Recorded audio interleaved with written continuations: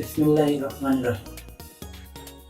সম্মানিত ৩ নম্বর কাজিরাল ইউনিয়নবাসী এবং দেশবাসী, দেশের যারা বাইরে রয়েছে এবং ভিতরে রয়েছে, সবাইকে জানাই ঈদ উল ফিতরের শুভেচ্ছা এবং অভিনন্দন। সবাইকে ঈদ মোবারক। আপনারা জানেন, দীর্ঘ ১ মাস কিয়াম সাধনার পর আমাদের মাঝে এসেছে এই পবিত্র ঈদ উল ফিতর।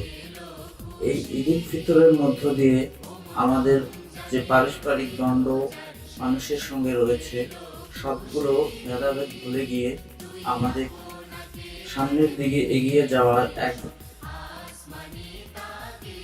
প্রিয় ভাইরা, আপনারা জানেন যে ২৪ সালের জুলাই মাসে যে গণহত্যা এবং যে জঘন্যতম হত্যা করেছে এই স্বৈরাচারী ফ্যাসিবাদ সরকার, সেই শহীদদের প্রতি গভীর শ্রদ্ধা জ্ঞাপন করতেছি। বিশেষ করে আমাদের রংপুরের আবু সাঈদ, মুগ্ধ এবং সকল যারা মৃত্যুবরণ করেছেন তাদের প্রত্যেকের আত্মার মাগফিরাত কামনা করছি। এই দিকটি আমাদের কাছে আরো আনন্দময় হতে পারত যদি আমাদের এই বিএনপি সহ সারা দেশে অসংখ্য মানুষ মারা যদি না যেত, তাহলে এই ঈদ আমাদের মাঝে আরো আনন্দ বয়ে আসতো।